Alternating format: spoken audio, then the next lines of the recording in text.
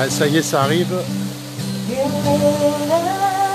Hop là, bonjour à toutes, bonjour à tous. Denis en direct du Grand Théâtre de Lorient, où une agora se prépare avec la présence de Denis Gravouille, secrétaire général CGT du spectacle. Voilà, donc je vous laisse liker et partager au maximum. Après, tout à l'heure, on ira à 14 h au tribunal pour soutenir la fonderie de Bretagne. Donc bonjour à tous, salut Marie. Là où j'en suis, ça y est, j'ai bouffé le fil, là ça part trop vite. Salut Laurence. Oui, au cas où, si vous avez envie de me soutenir, vous trouverez sur la page, à moins que quelqu'un puisse, un modérateur de live solo soit présent, une cagnotte sur la cagnotte, ma cagnotte Tipeee. Voilà, merci à ceux qui m'ont déjà soutenu, merci à ceux qui le feront, et puis et ceux qui ne le font pas, vous inquiétez pas, je vous ferai pas de procès, il n'y a pas de souci là-dessus. Voilà. Donc allez, c'est parti.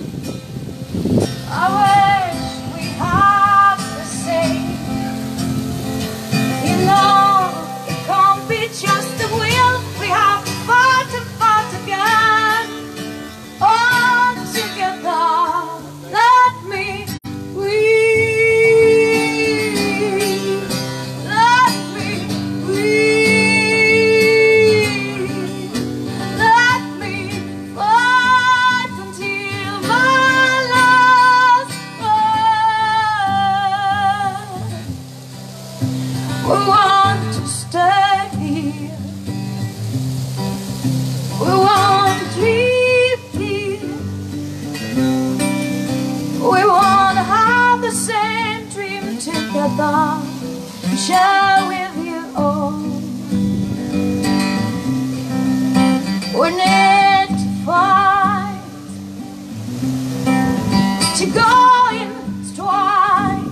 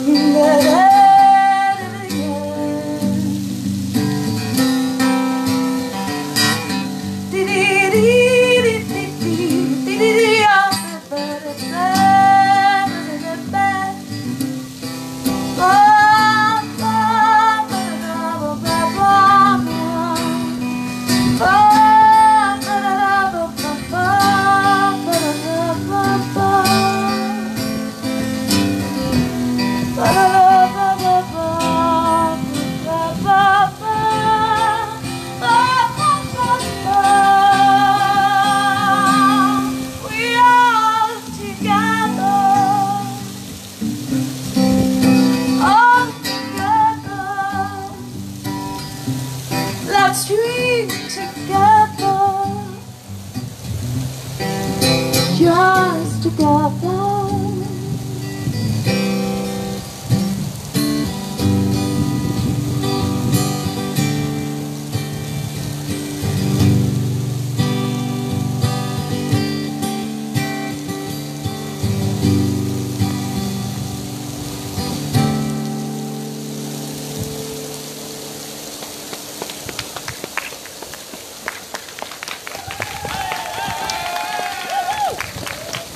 C'est génial ces applaudissements en stéréo qui viennent de partout.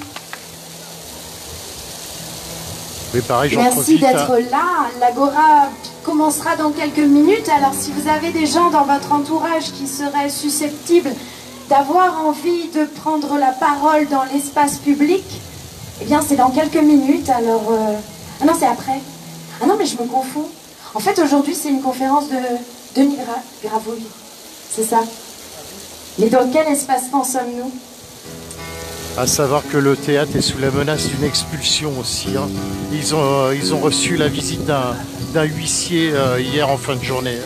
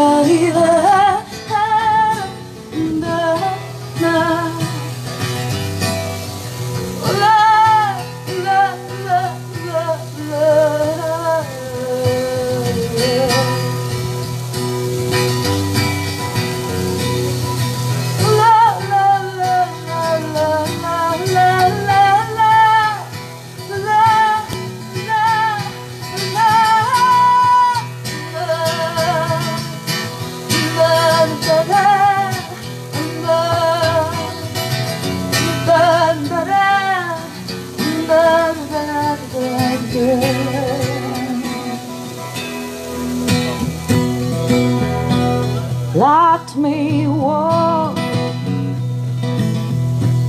let me sing again, let my thoughts run and run, run again. I need you to listen. I need you to listen.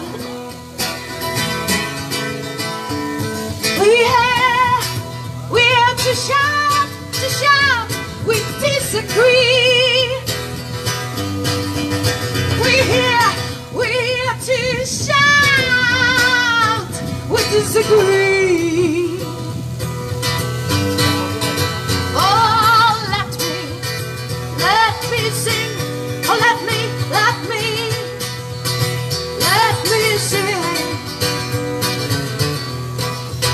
I won't shut up. Now I need to tell you what I think, tell you I disagree. I need you to listen to me. I need to tell you I disagree. I disagree. I disagree. I disagree. Won't you listen to my? Won't you listen to my? Won't you listen to my voice? Won't you listen to my? Won't you listen to my? Won't you listen to my voice? I need it. Shout, shout, shout, shout out.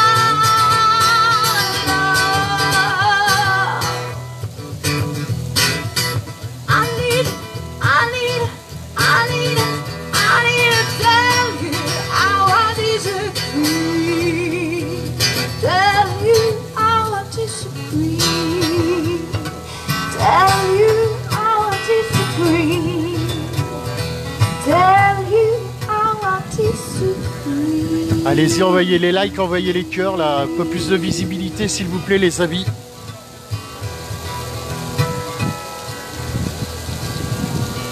Let me see you out loud. Des petits pouces, des petits cœurs, du partage, un maximum de visibilité, ça serait pas mal, c'est hyper important là ce qui se passe au théâtre.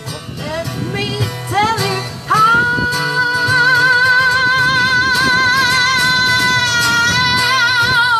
I won't agree with your laws. I don't want to go away. I won't agree with your laws. I want something myself. I don't want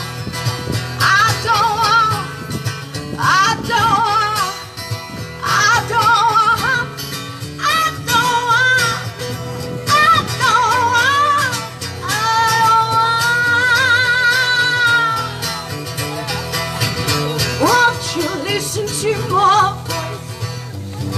Won't you hear I disagree? Won't you listen to my voice? Won't you hear I disagree?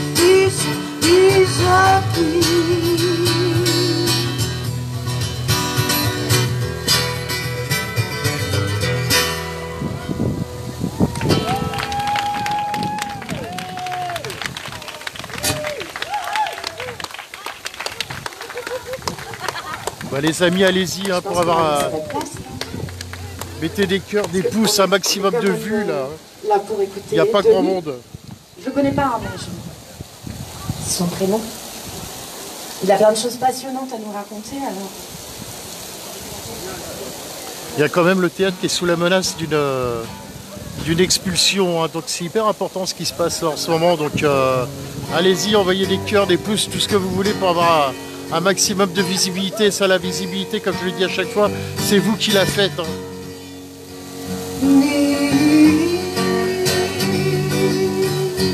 Voilà, c'est bien. Action, réaction.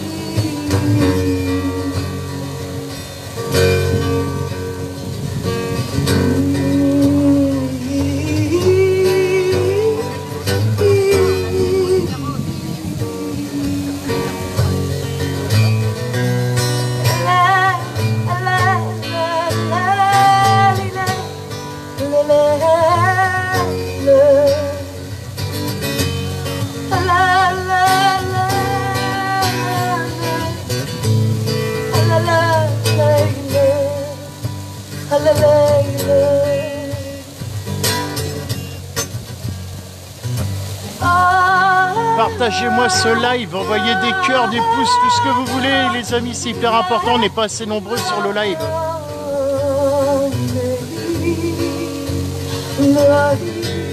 La cause est quand même importante, hein. Il y a un risque d'expulsion quand même en tout cas. Il y a eu la présence d'un huissier hier qui est passé. Hein.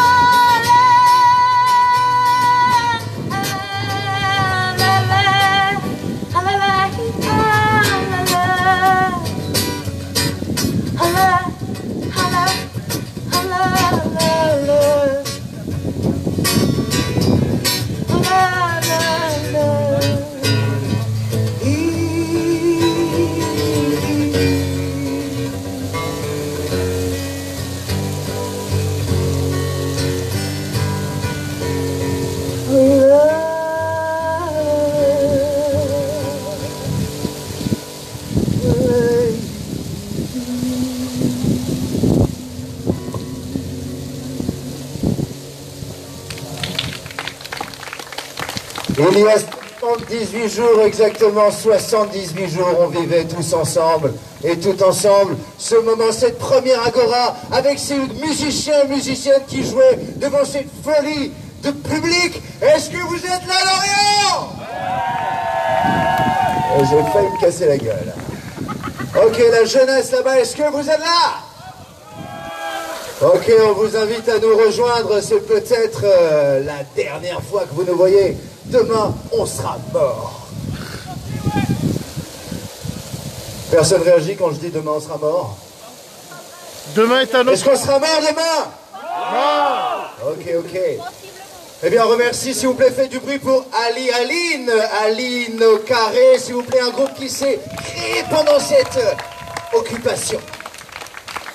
Alors, je suis ravi de vous voir aussi nombreuses ici au théâtre. Ça faisait longtemps qu'on n'avait pas fait d'agora. Et pour se rappeler les bons souvenirs, je vous demande de faire un tonnerre d'applaudissements pour un de nos occupants qui était parti pendant 2 semaines, mais qui est revenu. Il fait partie des premiers, des premières. Attention, s'il vous plaît, faites du bruit pour Elie.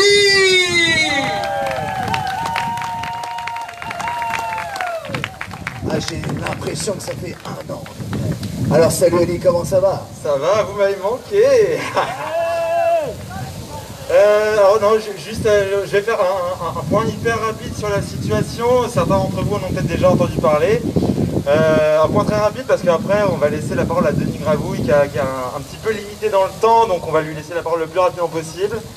Juste voilà, hier soir, un tout petit peu après 20 h, on a reçu la visite d'un huissier venu nous transmettre une demande de la part de la mairie de Lorient. Un avis de déguerpir. Une sommation à déguerpir sous 24 heures. Une sommation. Donc si vous voulez un petit peu plus de détails, on pourra en reparler peut-être un petit peu plus tard.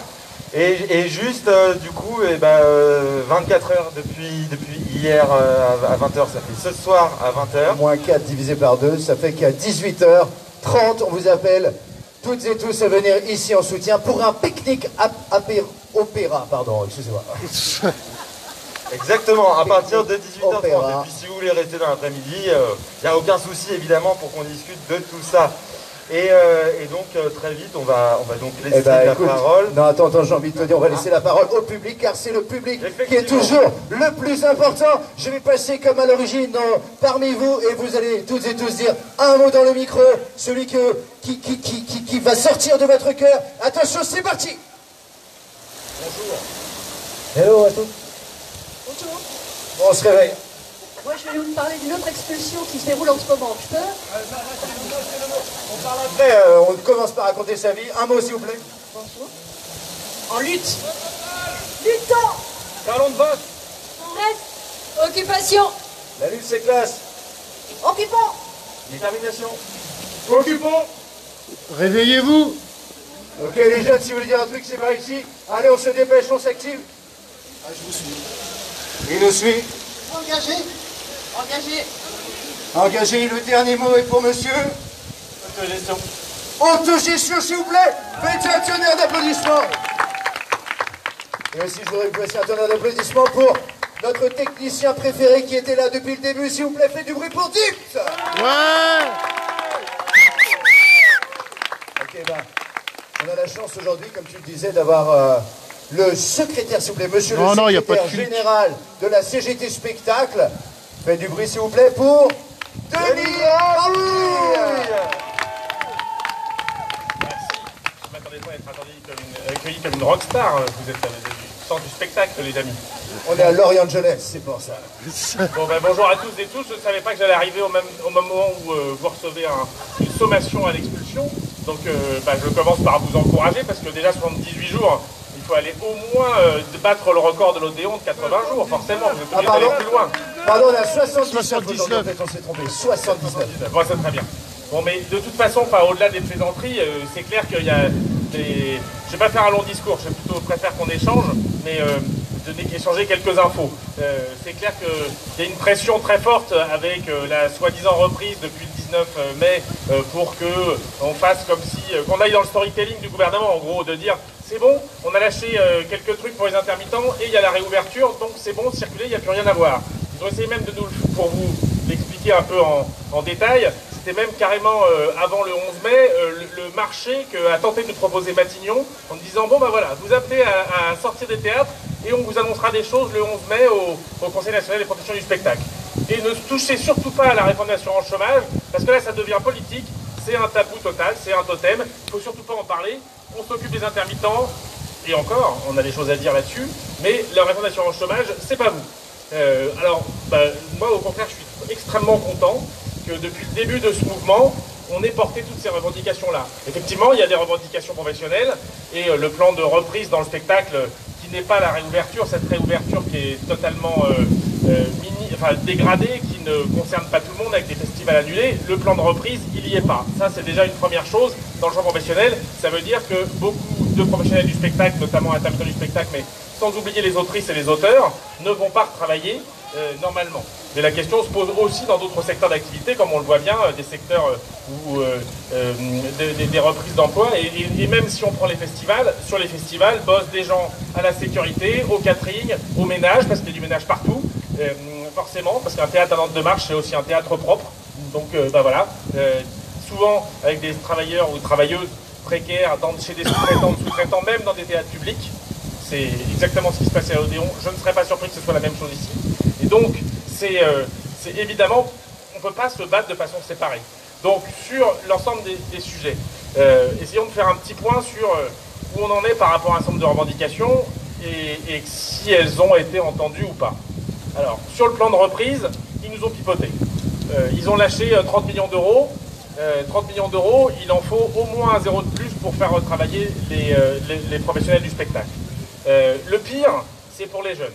Comme vous le savez, parmi les premiers théâtres occupés, il y a eu des théâtres occupés à Strasbourg ou à la Colline par des étudiants en école d'art dramatique qui disaient principalement, au-delà de toute la précarité étudiante, nous voulons avoir aussi notre chance d'essayer d'arriver dans ce métier. Ce qui est déjà pas facile en général, mais donc qui ont posé cette question-là. Pour eux, c'est carrément un scandale. Parce qu'on leur a répondu, c'est bon, on a mis 40 millions d'euros. Mais en fait, ces 40 millions d'euros, ce sont des dispositifs pourris qu'on appelle en gros des contrats aidés, que le PEC, Plan Emploi Compétences, ils adorent ce genre d'acronyme, ou CIE, Contrat Insertion dans l'Emploi, en fait des subventions à l'emploi dans le secteur marchand et non marchand, mais pour des contrats d'au moins 6 mois.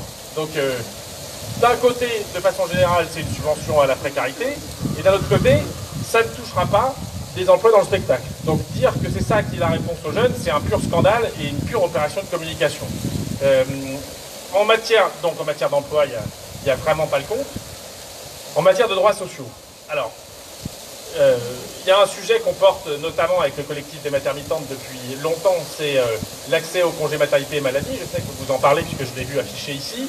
Donc là, on devrait avoir gagné, mais je mets du conditionnel, un décret pour cet été qui va changer la règle de ce qu'on appelle de maintien de droit, je ne suis pas trop dans la technique, mais qui permettrait de revenir, d'appliquer à tout le monde un an après les derniers contrats, de permettre de revenir un an en arrière pour ouvrir des droits.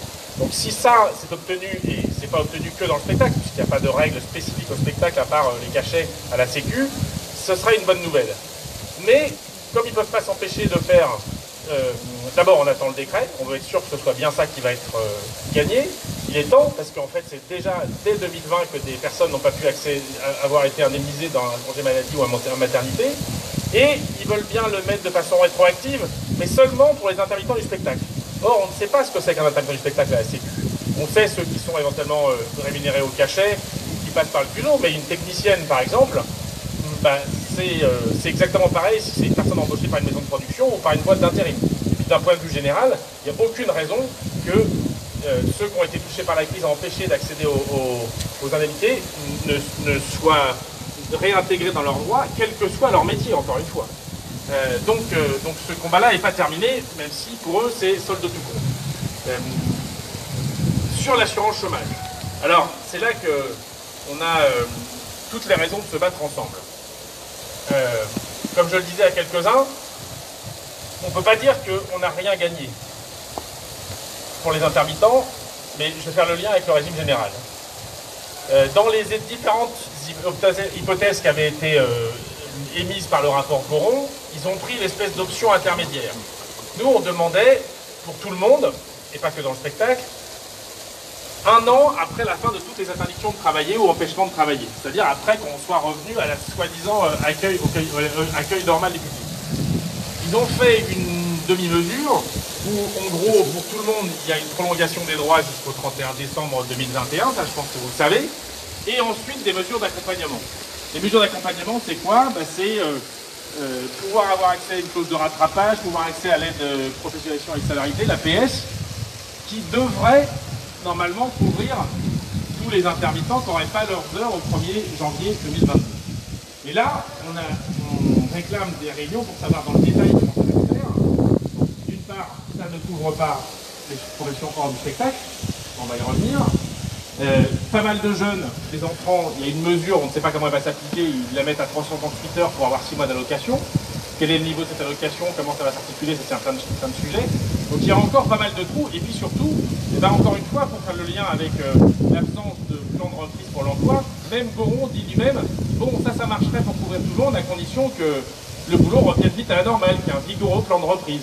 Or, on sait très bien qu'il y a des embouteillages de programmation, des lieux qui ne reprennent pas normalement, pas avant l'automne, les concerts debout, les gros concerts, pour l'instant, c'est même pas programmé à savoir quand est-ce que ça va revenir. Donc il y a plein dans le champ de la musique en particulier, que ce soit les techniciens ou les musiciens, qui savent que le retour à la normale, si on peut appeler 2019 la normale, en tout cas un niveau d'emploi 2019, n'est pas encore pour tout de suite. Donc, c'est pour ça qu'à la fois sur le plan de reprise et sur les années suivantes, il y a encore des batailles à mener. Mais ce qui est vrai, c'est que, par ailleurs, ils nous utilisent, comme depuis le début, pour essayer de dissocier les intermittents du spectacle du régime général, parce qu'il y a la réforme d'assurance chômage qui doit rentrer en vigueur au 1er juillet. Je finis sur les intermittents du spectacle, mais il y a un truc extrêmement grave qui a été prononcé par la ministre du Travail pendant le Conseil national du professionnel du spectacle le 11 mai. Elle a dit « C'est normal qu'on aide à travers la solidarité nationale les intermittents du spectacle. » Elle a bien dit la solidarité nationale. C'est-à-dire l'argent de l'État, pas de l'UNEDIC, pas l'Interpro. Parce que c'est une subvention culturelle. Alors pour ceux qui ont un petit peu suivi cette histoire, quand on dit que les annexes UTD sont une subvention culturelle, c'est exactement le langage qu'emploie le MEDEF depuis des années pour dézinguer les annexes UT10 et pour dire ça, on le met dans une caisse autonome, c'est plus l'UNEDIC qui finance. Ça ne les gêne pas du tout d'avoir fait cracher l'UNEDIC à plus de 5 milliards par mois pendant tout le printemps pour financer l'activité partielle. Ça, c'est pas une subvention à l'industrie ou aux emplois ou quoi que ce soit. Là, il n'y avait aucun problème, il fallait que ça tombe sans le discuter.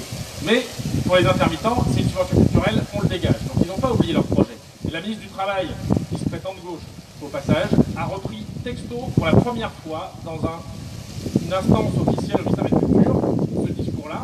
C'est pour ça que depuis le début, on dit, pour ce qui est des intermittents du spectacle, que ceci, non seulement en attendant de savoir les mesures, n'est pas complet, mais est un sursis jusqu'à 2022. Évidemment, il y a un certain nombre de collègues qui vont dire bon bah c'est bon, je vais m'en sortir. Mais la prochaine négo, elle aura lieu à l'automne 2022.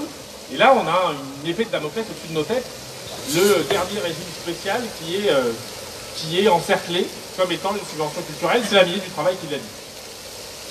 Alors, pour finir, sur l'assurance chômage, bien évidemment, je pense que vous avez tous été ici, je ne vais pas détailler en quoi c'est un scandale et c'est une destruction de l'assurance chômage, ce qui pourrait se faire au 1er juillet si on n'arrive pas à l'empêcher.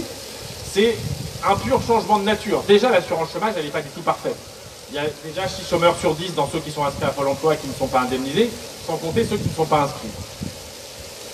Le 1er juillet, on l'a largement démontré, c'est à la fois une baisse de droits très importante pour certains de ceux qui ont encore droit à l'indemnisation, c'est une loterie, avec des exemples incroyables grâce aux travaux de Mathieu Grégoire, avec qui on travaille depuis 2017 à la CGT.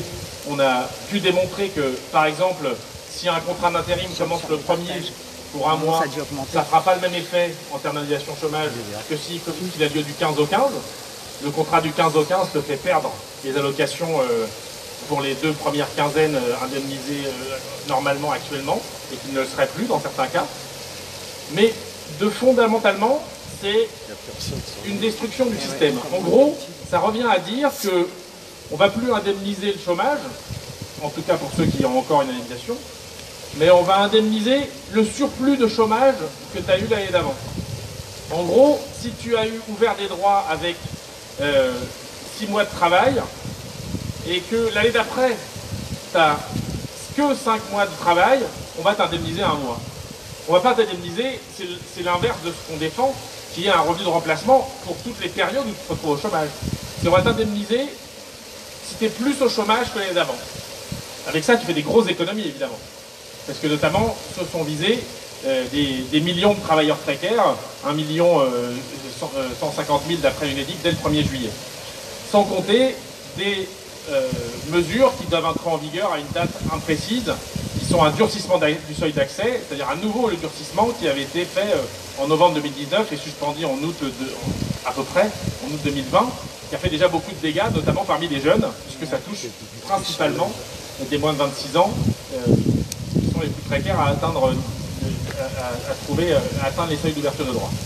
Alors tout ça pour dire que, évidemment, on a porté tout ça, quand je dis on, c'est vous tous, dans plus de 100 lieux occupés, à un moment au total, ça a même été à 120 lieux occupés. On a porté quelque chose qui a largement dépassé les revendications professionnelles, même si elles sont légitimes. Elles ont largement dépassé même la question de l'interpro, et c'est toute la bataille contre la précarité, contre les politiques d'emploi qui encouragent la précarité qu'on a réussi à dénoncer. On les a mis en difficulté, il faut aussi mesurer tout ce qu'on a eu, même si pour l'instant on n'a pas encore gagné sur l'assurance chômage. On a un gouvernement qui est sur la défensive comme jamais on l'a été sur l'assurance chômage, qui est d'habitude un dossier où même, on va dire clairement, même les syndicats de la CGT, on n'arrive pas à mobiliser d'habitude. Donc on les a mis sur la défensive. Il y a un recours au Conseil d'État dont l'audience aura lieu le 10 juin prochain. On aura le résultat comme ça, un référé, puisqu'on fait 2 recours, un référé suspensif, avec un résultat dans les 2-3 jours qui suivent, et un recours en annulation. Mais déjà, si on obtient la suspension, c'est bon signe pour l'annulation. Évidemment, on va le porter, le terrain juridique, et j'espère qu'on a un très bon dossier, et ils ont une très mauvaise défense, on va gagner cette suspension plus cette annulation. Et dans tous les cas, le combat, il continue, parce que eux, ils vont essayer de contourner comme ils l'ont fait. On a déjà gagné une fois au Conseil d'État en novembre, partiellement. Ils vont vouloir la contourner, à nouveau, cette décision. Et toute cette bataille qu'on a menée depuis plusieurs semaines, dans l'opinion, elle est très importante. La décision du mois de novembre, elle a fait un peu de bruit parce qu'ils ont dû réécrire leur copie. Mais une décision qui annulerait à nouveau le décret, maintenant que les médias ont beaucoup plus les projecteurs braqués sur cette décision, ça leur mettra un coup politique beaucoup plus important. Et dans tous les cas, il faut se battre pour les empêcher de recommencer, et il faut se battre pour obtenir une vraie protection sociale à la hauteur de tous les besoins. Il y a des millions de personnes qui ne sont pas couvertes, il y a des millions de personnes sur la précarité. C'est commun d'ailleurs dans le spectacle avec plein d'autres secteurs, et particulièrement si il y a la crise. Il faut une autre protection sociale qui assure un retour en remplacement à tous ceux à un moment qui n'ont pas de travail. C'est ce qu'on propose. Alors je sais que certains, vous avez eu une conférence avec Bernard Friot sur le salaire à vie. CGT propose une sécurité sociale professionnelle. On pourrait détailler, je vais m'arrêter là pour ne pas faire trop long, et plutôt échanger avec des questions entre nous. Mais le combat c'est pas pour faire dans le positif et dans l'optimisme démesuré, mais je crois que vraiment, il ne faut pas qu'on laisse ce mouvement, quoi qu'il arrive, avec la poursuite des occupations ou pas ou autre, il faut que ce réseau qui s'est créé, ces solidarités entre les gens qui sont syndiqués, les gens qui ne le sont pas et qui veulent lutter ensemble, il faut qu'on continue à que ce réseau, il les mette en difficulté comme les amis, là, pour non seulement les empêcher d'aller à leur fin, mais arriver à faire en sorte qu'on propose autre chose et qu'y compris dans les débats, on arrive à montrer qu'une autre société est possible en matière de travail, d'emploi et de protection sociale. Voilà. On applaudit. Alors, question, est-ce qu'il y en a qui n'ont rien compris? Ok, super. Comment procèdent des questions, voilà, qui vous viennent spontanément, peut-être une précision, peut-être une provocation, quelque chose. Ah, oui. Alors je précise, je garde le micro comme ça évite tout contact. Pour respecter les gestes barrières, on m'a dit aussi à l'oreillette que certains n'avaient pas de masque, c'est bien votre responsabilité. Voilà, on m'a dit de le dire, moi j'en ai rien à faire. J'étais tombé, le régime des intermittents est souvent vu par d'autres gens comme un régime de privilégiés. J'étais tombé il y a quelques années sur un article très intéressant et très explicite d'un économiste je n'arrive absolument pas à retrouver, mais qui démontrait, chiffre à l'appui, que si on mettait les intermittents au régime général, tout le monde serait moins bien indemnisé, mais que ça coûterait plus cher au régime général. Je suis obligé d'agir en tant que Et que si Denis on mettait Rudloff les pour booster un travailleurs, peu le... on n'avait pas Je suis obligé peut-être des intermittents au régime de l'intermittence, il serait bien moins indemnisé. Non mais moi j'ai enseignement de faire les partages en arrivant. J'avais pas vu que tu avais fait quand même live. Une adaptation à une situation d'emploi particulière, mais elle ne coûte pas... Tant que les groupes acceptent maintenant. Voilà, n'importe quelle mesure, tout ça. Est-ce que tu as un peu de... Sinon là-dessus, tu n'arrives pas à retrouver cette source. Non, je vais pas manger. Alors, je ne sais pas la source en question, mais ceci est juste.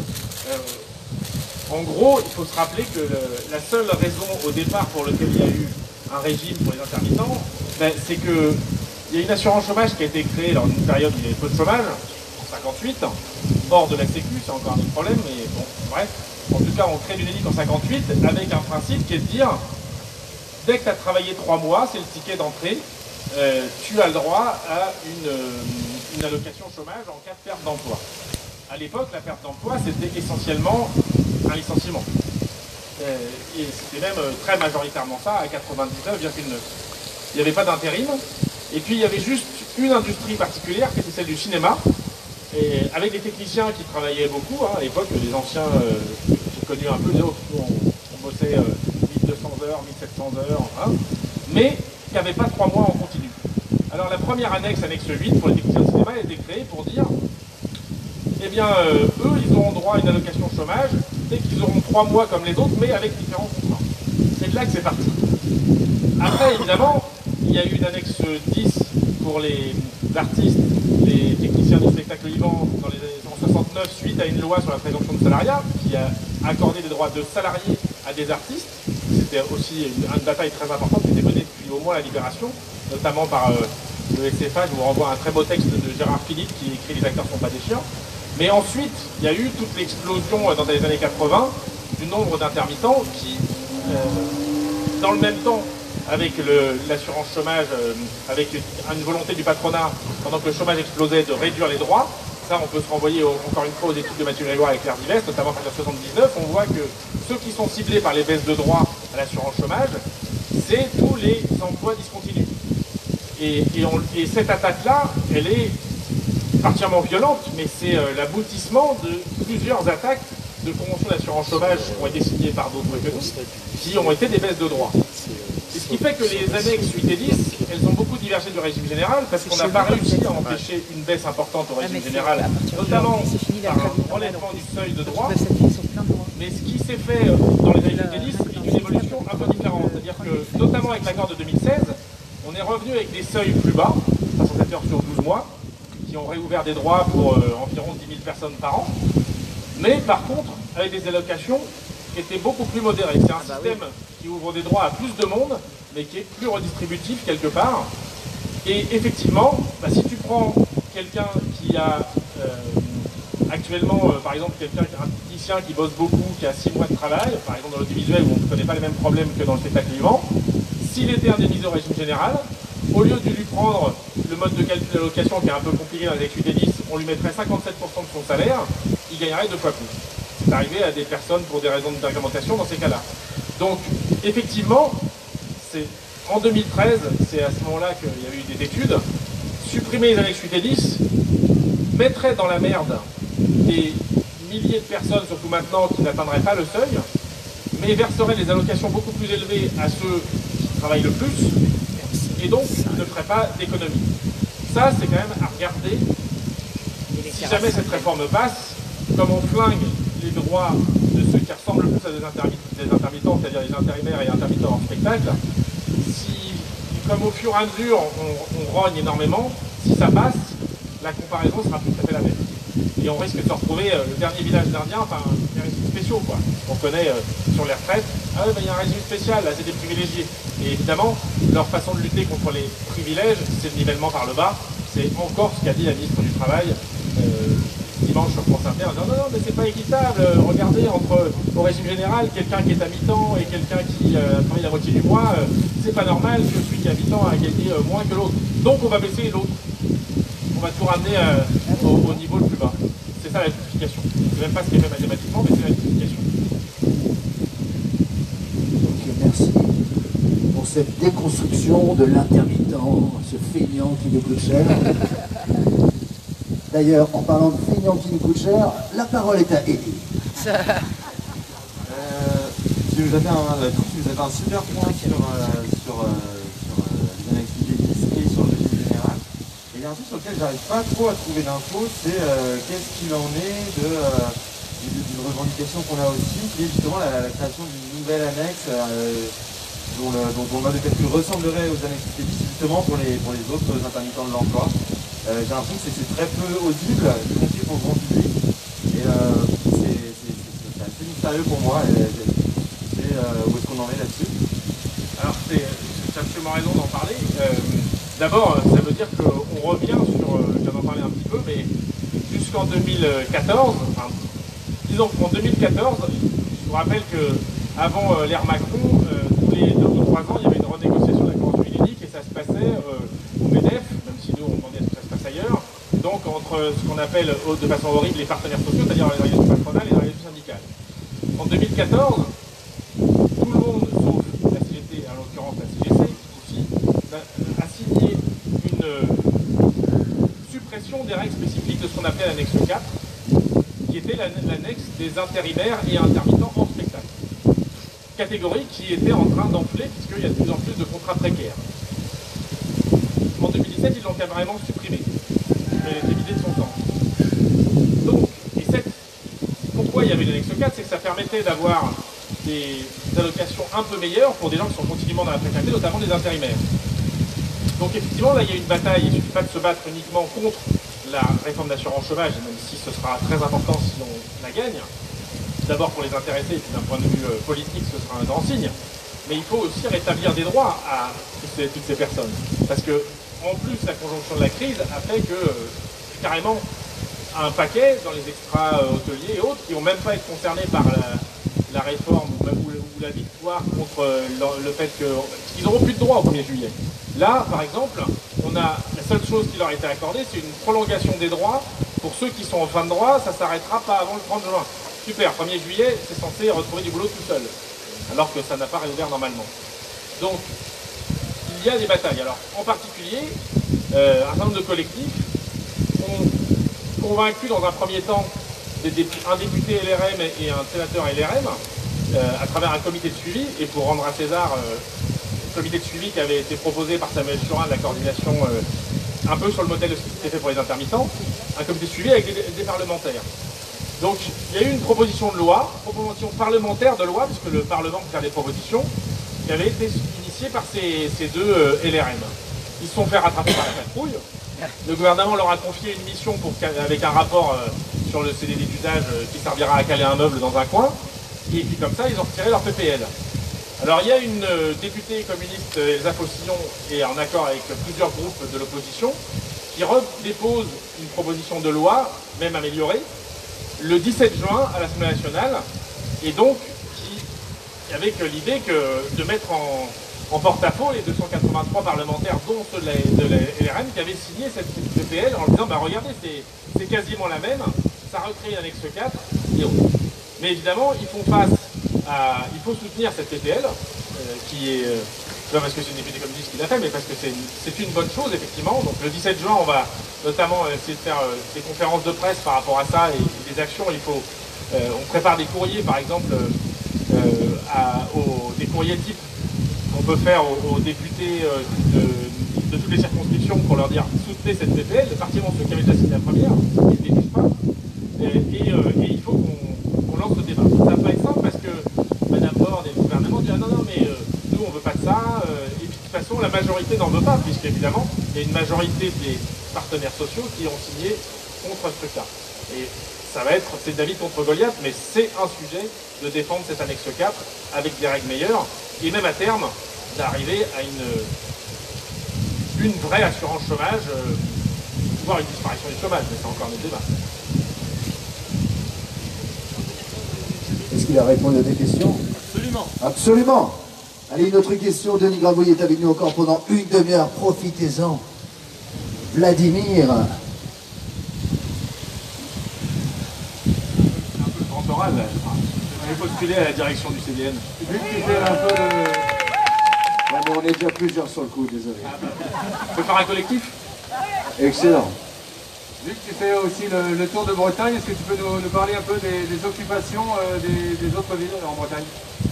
Alors, tour de Bretagne, j'aurais bien aimé, mais en fait j'étais à Brest et je vais à Rennes. En fait, les copains rennais m'ont invité à venir, notamment vu les difficultés qu'il y a eu dans les occupations à Rennes. Et du coup, on en a profité pour se dire, j'étais au Quartz hier soir et je viens vous voir. Je ne savais pas que ça tomberait en pleine activité, mais merci de l'accueil.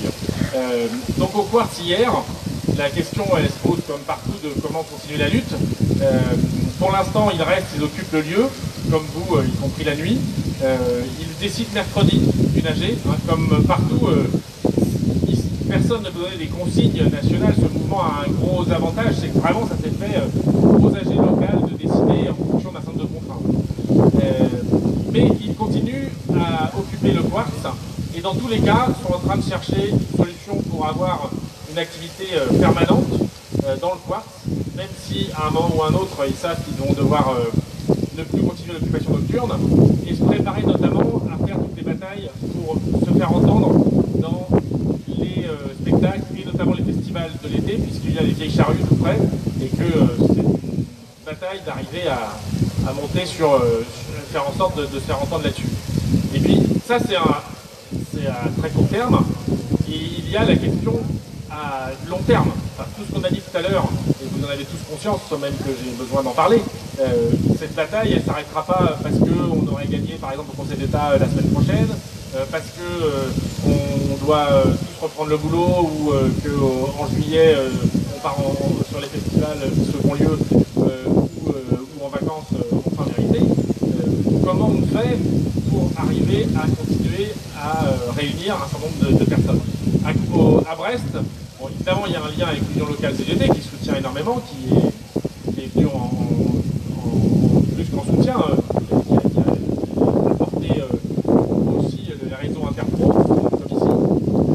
Mais l'idée c'est de continuer notamment à travers un lieu comme le Quartz pour continuer à fédérer des syndiqués et des non-syndiqués et de trouver le moyen d'avoir des rendez-vous réguliers sur ce sujet-là.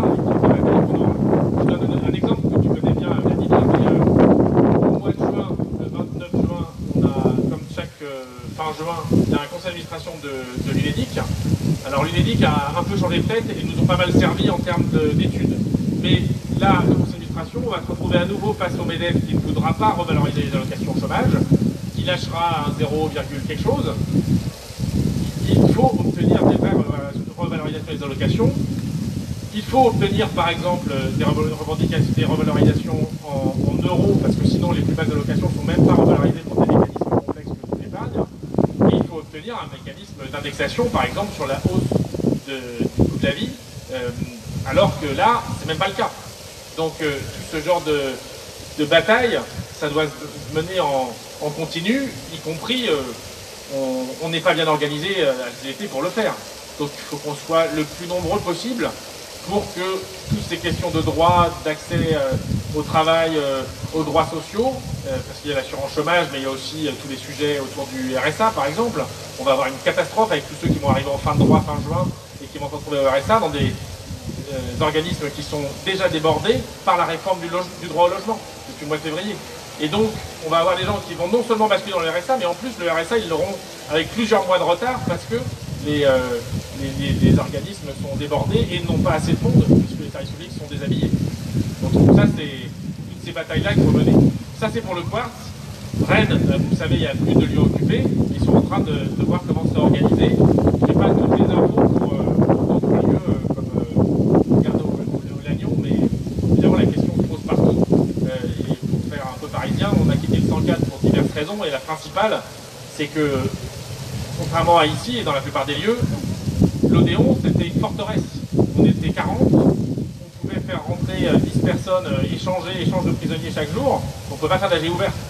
La suite du mouvement nécessite qu'on fasse des AG ouvertes, et c'est pour ça qu'on est allé au 104, où là, après avoir un peu forcé la porte, on peut faire des AG à 150, comme on l'a fait, comme on le fait notamment une fois par semaine, avec des réunions intermédiaires.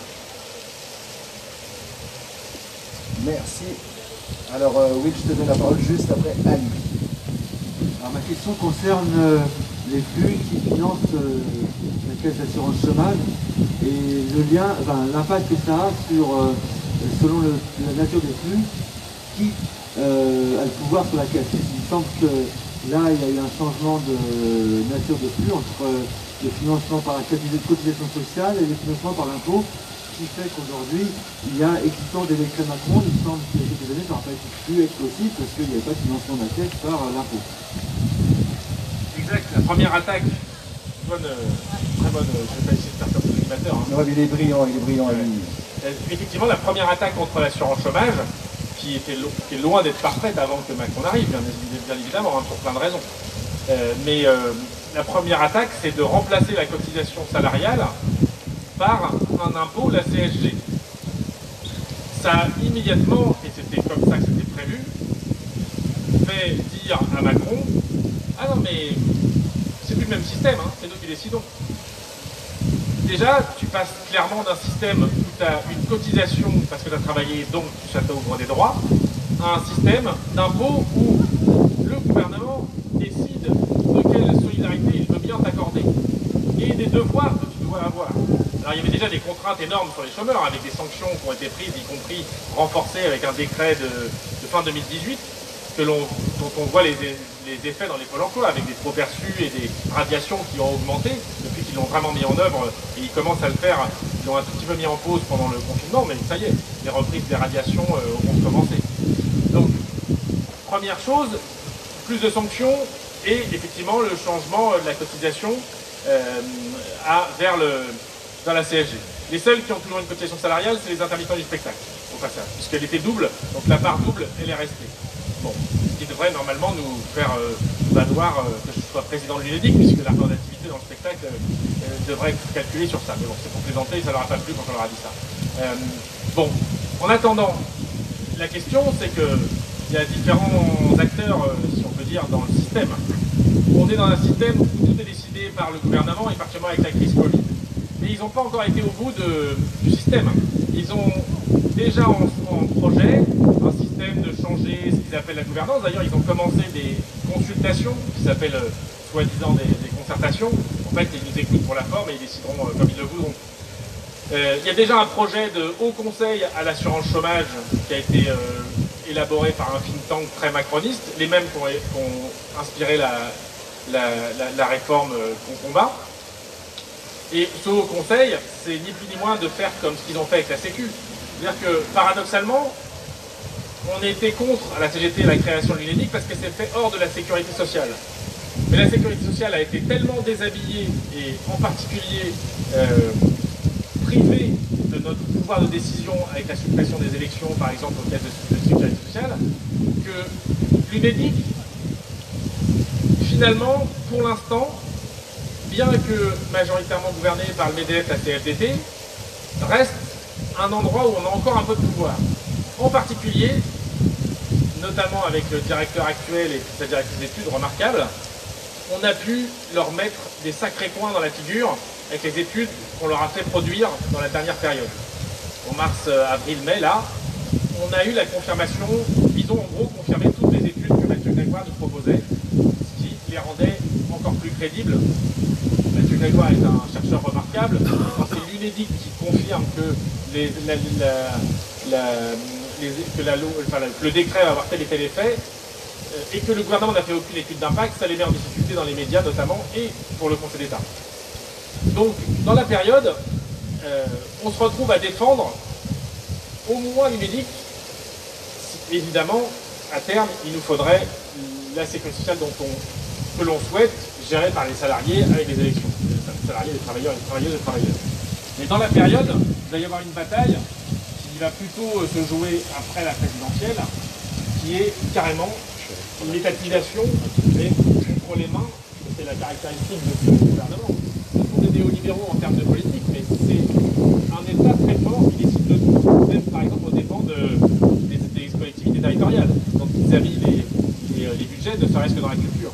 Donc c'est un État extrêmement centralisateur, cette politique néolibérale. Et sur l'assurance chômage, le dernier organisme qui ne serait pas piloté par le projet de loi de finances de la Sécu, c'est-à-dire en gros que tous les ans le Parlement, à la botte de Macron s'il est réélu, déciderait d'une baisse des allocations chômage éventuelles, et pas seulement une fois tous les 3 ans. dire Will, enfin re-Will, ou rewind. Mon sentiment est que cette attaque sur les allocations chômage s'inscrit dans un cadre général, notamment de baisse continue des salaires depuis une trentaine d'années. Nous, on n'arrive pas du tout à mobiliser tellement du côté des salariés. Je voulais savoir si toi, tu avais le sentiment au sein de quelle était ta perception au sein de la CGT, dans les autres branches, d'une mobilisation, d'une capacité à produire une mobilisation globale, dans ce moment relativement critique, pour regagner des droits pour les travailleurs d'une façon générale, qu'ils soient en emploi ou hors emploi. Alors vaste question, si j'avais la réponse pour savoir comment on arrive à mobiliser, je t'assure que je l'aurais fait breveter. Mais en tout cas, tu as raison, c'est le débat. Cette question-là, c'est qu'on ne peut pas se battre comme on ne peut pas se battre de façon séparée pour les annexes UT10 et pour le régime général d'assurance chômage. On ne peut pas se battre de façon séparée sur l'assurance chômage, sur les retraites et sur les salaires, par exemple. Parce que c'est le même sujet. C'est comment on fait pour que le travail, enfin nous qui travaillons, qui ne pouvons pas vivre de nos rentes, qui ne sommes pas actionnaires, comment on fait pour que tout notre travail et toutes les composantes du salaire soient à nouveau à un niveau qui correspond à la valeur de notre travail, y compris quand on n'a pas de travail. Parce que le chômage est un chantage permanent au salaire. Le chômage pas indemnisé est un chantage permanent. Là, ils n'ont pas honte d'affirmer que de baisser les droits des chômeurs, ça va être mieux pour retrouver du boulot. En gros, n'importe quel boulot. Et on sait très bien que c'est un pur mensonge, parce que comme il y a déjà 60% des chômeurs qui ne sont pas indemnisés, si ça crée du travail, on le saurait depuis longtemps. Donc c'est clairement comme ça qu'il faut faire des liens. Maintenant, comment on fait des liens pour que la personne qui est en pleine précarité, qui se retrouve au RSA, qui est dans la survie, comprenne que la bataille aux fonderies de Bretagne, je sais que vous vous battez souvent avec eux, c'est une bataille à la fois sur quelle politique industrielle il y a, contre les délocalisations, qui est aussi un sujet de transition écologique au passage. Comment on fait pour que toutes ces batailles soient en commun? Ça, j'ai pas la réponse absolue, mais oui, effectivement, il faut qu'on pousse, et y compris en interne à la société, il faut qu'on pousse le fait qu'il faut aller plus loin. Nous avons proposé, quand on a vu l'ampleur que prenait le mouvement, de rebondir sur ces occupations pour aller beaucoup plus loin. Certains ont embrayé, d'autres non, je le regrette, mais il faut continuer à aller dans ce sens-là parce qu'on aurait pu aller beaucoup plus loin avec ce mouvement si on avait vraiment entendu le fait que ce n'était pas qu'une histoire de lieu culturel, même si c'est très important dans nos professions, et que ça concerne la protection sociale et derrière toutes les composantes du salaire. Je ne suis pas perdu, on continue. Je rappelle d'ailleurs qu'à 14h, rendez-vous au tribunal de Lorient, madame, pour soutenir la fonderie de Bretagne. Alors, il reste encore 15 minutes avant que Denis aille à Rennes. Qui voudra l'accompagner à la gare? Ok, Ali, t'as encore une question? Je pose peut-être, est-ce qu'il y en a qui ne sont pas exprimés encore, qui voudraient peut-être, qui n'oseraient pas, allez, je tente, c'est le moment, là, faut y aller. Petite question, même qu'à l'air bête. Hein. Ah, une question bête. Non, pas une précision. Il y a 60% des chômeurs qui ne sont pas indemnisés. Avant la crise Covid, les dernières statistiques, c'était 42% des chômeurs indemnisés. Donc ça fait 53% des chômeurs pas indemnisés. Parmi ceux qui sont inscrits à Pôle emploi. Parce que ça, c'est 6 millions et quelques de personnes qui sont inscrits, seulement 2 millions 4 qui sont indemnisés. Avec moitié-moitié le sont après un licenciement ou une rupture conventionnelle, donc après un terme d'un CDI, et la moitié maintenant, plus grosse moitié, après un CDI. Et il faut aussi compter en plus de ces millions, elle me dit je peux pas ce qu'on appelle partager. le halo du chômage, sur la vidéo pour qui partager. se montrait selon certains chercheurs qui ont étudié ça, à 1,6 à 2 millions de personnes. Donc ça fait 8 millions de personnes qui ne sont pas dans l'emploi stable. 8 millions sur à peu près 38 millions, c'est plus d'un quart de la population active. C'est énorme. C'est une personne sur 4 en âge de travailler, qui n'est pas à l'école ou qui n'est pas à la retraite, qui est dans une situation de chômage, de précarité, ça devrait être un phénomène de société à ce niveau-là.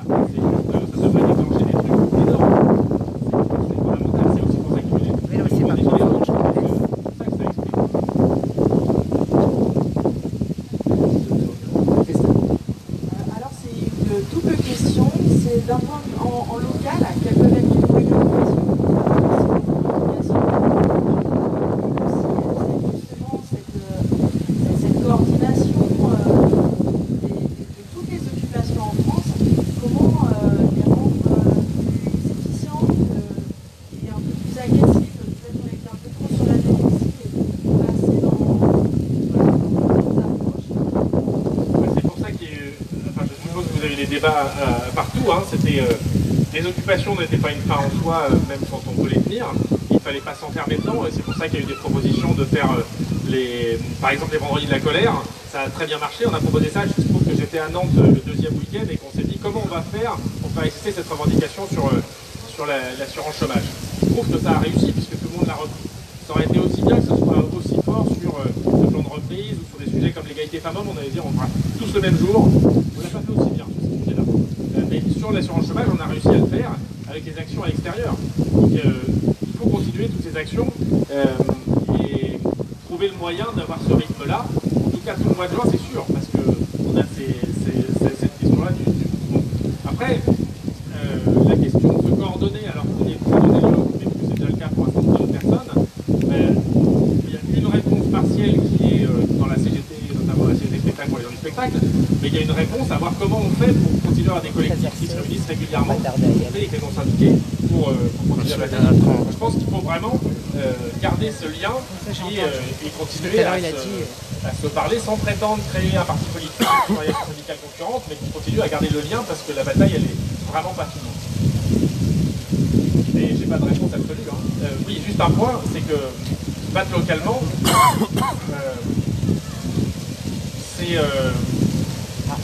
je sais pas si je suppose que vous vous rendez compte, mais à quel point, par exemple, l'impact d'aller voir des élus locaux, oui, bon, c'est d'avoir la presse locale, touché, déjà là, il n'avait plus d'écran. À Paris, on est très vite invisibilisé. On est juste à côté du Sénat, il y a un truc, machin. La presse nationale est venue beaucoup au début. Mais après, pendant le mois d'avril, par exemple, la presse nationale n'a quasiment jamais parlé d'Odéon. Par contre, la presse locale, elle a beaucoup parlé des théâtres. Ça a énormément servi. Ça n'aurait pas du tout le même impact s'il n'y avait pas eu cette bataille dans la plus de la centaine de lieux occupés. Parce que c'est pas la même façon de faire de l'info. Et puis, il y a une technique un peu plus grande avec la proximité que dans Paris, capitale du pouvoir, et l'Italie est par sur tout et n'importe quoi. En même temps, si je peux me permettre, il y a beaucoup de gens à Lorient qui, après 2 mois, étaient toujours pas au courant. Oui, à Paris aussi, et partout, ça c'est clair. Il y a Barbara Stigler qui est venue de Bordeaux exprès à Paris, qui fait plusieurs lieux, avec des explications sur le fait que ça échappait aux médias et qu'on ne comprenait pas pourquoi telle importance ne soit pas plus. Bon, après, il y aurait beaucoup à dire sur la fabrique des médias, ça serait un débat en soi. Futur Bolloré, LVMH, Bernard Arnault. Déjà, je voulais te remercier de ce que tu as dit, c'est bien. Et de plus, je pense que en fait, c'est important à chaque fois. Là, ça fait 2 mois que les copains sont là et c'est très bien. Mais en fait, du coup, c'est à chaque fois, du coup, essayer de chercher la convergence des luttes. Parce qu'au final, on a jamais dit, hein, le Hollande, c'est la finance, mais je sais pas pour la finance.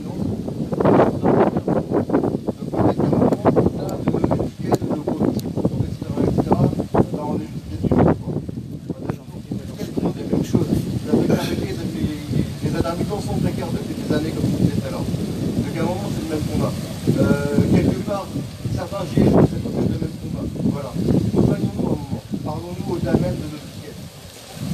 Je crois que c'est ce qui s'est fait, enfin je vois que les Agora ici ont la même nature en train de théâtre, et ça a permis justement à un grand nombre de mouvements de s'exprimer.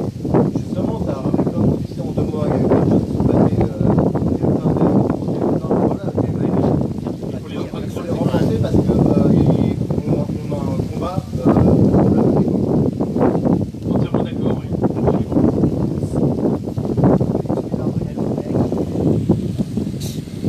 J'en profite de dire à la jeunesse, si vous voulez venir nous rejoindre, hein, parce que probablement un jour vous serez au chômage, même si la vérité. Voilà. C'est pas grave. Ça arrive même au meilleur, effectivement. Alors, ce que je vais dire là, c'est sur le temps long. Hein. Je ne suis pas sur le temps court, mais sur le temps long, on revient en arrière, et que décider derrière nous, et puis sur le futur qui nous attend. C'est par rapport au fait de comment on perçoit nos paradigmes de lutte. Est-ce que nous luttons pour répondre à nos besoins fondamentaux, ou est-ce que nous luttons pour décider de ce que nous produisons, de la nature de la valeur économique? Et par exemple, est-ce que nous considérons collectivement que l'assurance chômage est une contrepartie de ce que nous avons cotisé, donc j'ai cotisé, j'ai le droit en fait, ou bien est-ce que c'est une reconnaissance que pourtant, même dans l'emploi, est-ce que le chômage qui s'assoit et reconnaît que le travail en l'emploi, c'est-à-dire parce qu'aujourd'hui, il me semble que Il est lavé ce matin. Il est trop beau. Il est lavé ce matin. on se demande si c'est pas dans l'emploi, donc je ne sais pas. Ah bah Donc, total, demander là. une progression La vie, il des en droits, avait ça besoin. paraît difficile. L'autre droit C'est le petit frère de Léa. c'est prêt de dire, je demande de l'aide. Ta mère est encore à l'hôpital. Mais là, Mince, effectivement, c'est c'est sur gestion étatique. Bah et là, non, pas mince. selon qui a le pouvoir, sachant, C'est encore plus reproché, admettons que l'année hein, prochaine, quand l'extrême droite, par malheur, les pouvoirs d'État, c'est sûr que nos droits perdurent très longtemps. Il me semble que la proposition de Bernard Friot, avec qui on a discuté il y a 10 jours, bah, s'ils sont tous comme ça, oui, ils sont tous beaux. les deux autres sont un peu... Les 7 producteurs de valeur économique, et ces titres-là, c'est d'avoir le pouvoir sur la production. Bah non. Donc, d'affirmer, d'oser dire que leur salaire, entre autres emplois, si vous voulez le cas des intervenants de spectacle, tous les intervenants d'emploi et tous ceux qui sont en dehors de l'emploi, à 100% de leur temps. Merci Ali. Alors on entend ce discours à peu près tous les jours depuis 79 jours. C'est Ali, gros fan de Bernard Friot. Donc ceux qui ne l'avaient jamais entendu, je ne sais pas où vous étiez pendant 79 jours. Non, mais je suis d'accord avec toi, je n'aurai pas le temps de répondre parce que ça mérite un débat un peu plus long. Mais on a fait des débats avec Bernard aussi à l'Odéon, et y compris avec des camarades qui défendent le nouveau statut de travail salarié que défend la CGT, y compris avec les copains de la coordination qui considèrent, y compris Samuel Surin, je l'ai vu pour l'anecdote, en train de sauter sur Philippe Martinez à l'Odéon pour lui dire « Mais pourquoi vous ne défendez pas plus la sécurité sociale professionnelle, le nouveau statut du travail salarié? C'est vachement bien !» Donc, et lui qui considère maintenant qu'il a débattu depuis plusieurs mois sur le sujet, que le nouveau modèle c'est une étape vers ça. Mais en gros, c'est pour ça que dans nos revendications, dans le code de revendication, que je crois que vous avez voté aussi, il y a des questions de droit attaché à la personne qu'il faut développer parce que ça c'est une vraie perspective. Bon, mais ça mériterait des détails parce qu'il y a des nuances entre le projet CGT et celui de Bernard Friot, notamment sur savoir qui gère. Voilà. Et pour l'anecdote aussi, parmi tous ceux qui ont rejoint ou visité à l'Odéon, il y a un Jean-Luc Mélenchon qui dans une vidéo derrière, apparemment s'est fait convaincre à parler de la sécurité sociale professionnelle. Il y a juste une petite différence entre la façon dont il voit son approche et voilà, il a pas répondu, on a dit mais qui la gère? Les salariés ou un gouvernement élu par les travailleurs? Je continue de penser qu'il faut que ce soit géré par les salariés directement. Merci, bravo. Ouais, c'est pas partie des 4 propositions qui ont été. Il y a pas mal de vidéos là-dessus, donc on peut les partager bien sûr. On va connaître 13h22. Ouais. Oui, ce que je voulais dire, c'est qu'on a beaucoup de renouveler entre justement ce plan culturel, privilégié, etc. Pour autant, depuis cette crise sanitaire, cette pandémie, il y a une véritable crise asymétrique en fait qui s'est développée entre des gens, donc il y a des chiffres de ça qui se sont enrichis, puisqu'ils ont créé de l'épargne, et des gens qui ont continué à s'appauvrir. Et c'est exactement la situation qui se vit aussi dans la culture, entre les subventionnés et ultra subventionnés, et les gens non structurés. Donc le parallèle il est évident, et je pense qu'il doit être davantage valorisé. C'est pas l'un contre l'autre, il n'y a pas de clivage à faire, c'est une situation parfaitement parallèle malheureusement. Ouais, et pour. J'aurais pas le temps de détailler, mais je dois dire que certains de nos représentants de directeurs de théâtre public, pas tous, Romain Renucci, directeur d'un CDN et qui est président de l'association des étudiants dramatiques nationaux, est tout de suite venu apporter son soutien. On a pu débattre avec lui et il y a un certain nombre de gens qui ont eu un comportement de boutiquier, il faut le dire,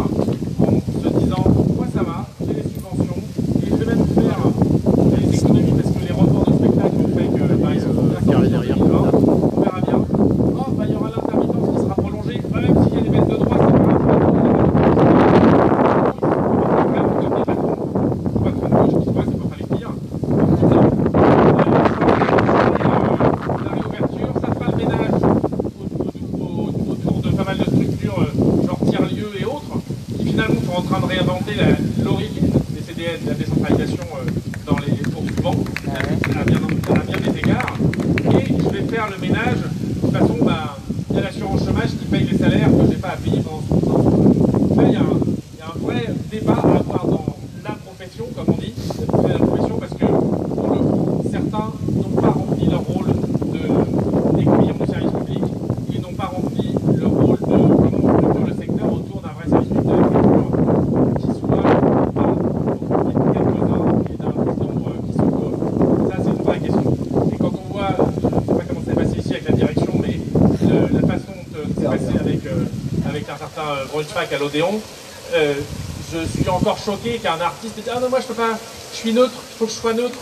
Un artiste, ça doit être neutre quand sur le sujet de l'assurance chômage qui concerne les gens qui sont au ménage, à la sécurité, à la billetterie, les ouvreurs, tous les CDD de son théâtre, qui sont même là bien plus souvent que certains intermittents qui passent pour un spectacle pendant un mois. Mais ça, c'est ces questions-là qu'il faut qu'on continue à porter, parce que cette neutralité, c'est pas une neutralité, c'est avoir choisi son temps, et c'est pas le tout. Tout à fait, d'ailleurs, on lui a dit dans une lettre de choisir son temps. Je crois qu'on arrive à la fin, on est obligé de terminer à 30 minutes. Est-ce que quelqu'un veut faire une dernière intervention? Qui veut que Denis rate son train? Je vous remercie en tout cas de l'accueil. On peut applaudir bien fort, s'il vous plaît, Denis Gravouille.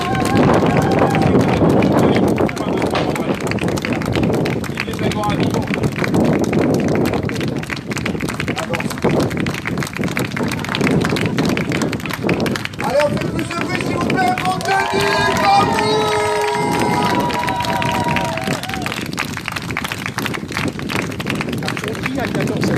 Je rappelle bien sûr, rendez-vous à 14h à la fonderie, enfin pas à la fonderie, non. Au tribunal. Au tribunal pour soutenir la fonderie. On peut rester là. Je ne sais pas si quelqu'un raconte Denis, on peut rester là discuter un peu sur la suite des événements. Je vais à la gare tout seul, juste dans les dates, parce que vous avez les dates aujourd'hui très importantes à la fonderie par rapport à votre sommation. Mais évidemment, j'imagine que vous êtes dedans le 12 juin, la bataille contre l'extrême droite. Et puis, on va tâcher de faire un calendrier entre le 10 juin, le recours de l'État, le 17 juin, la TPL des acquisitions, et bien sûr le 22 juin, qui est une date sur l'occasion pour en parler. Salut à toutes et tous, bon courage, on continue. Salut Denis, merci à toi.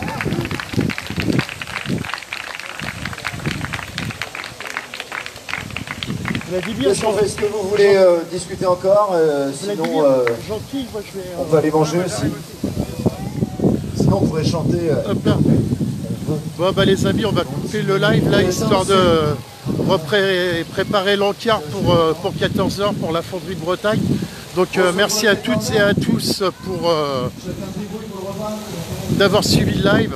Merci pour vos likes, merci pour vos partages. N'oubliez pas, au cas où si vous avez envie de me soutenir, vous pourrez retrouver le lien sur la page Live Solo. J'ai mis un Tipeee en ligne, donc si vous voulez me soutenir, d'avant je vous en remercie. Il y en a qui l'ont déjà fait, merci à ceux qui l'ont déjà fait, merci à ceux qui le feront, et puis ceux qui ne le feront pas, vous inquiétez pas, il n'y aura pas de procès. Vous pourrez continuer de regarder Live Solo. Voilà, des bisous et rendez-vous dans une demi-heure.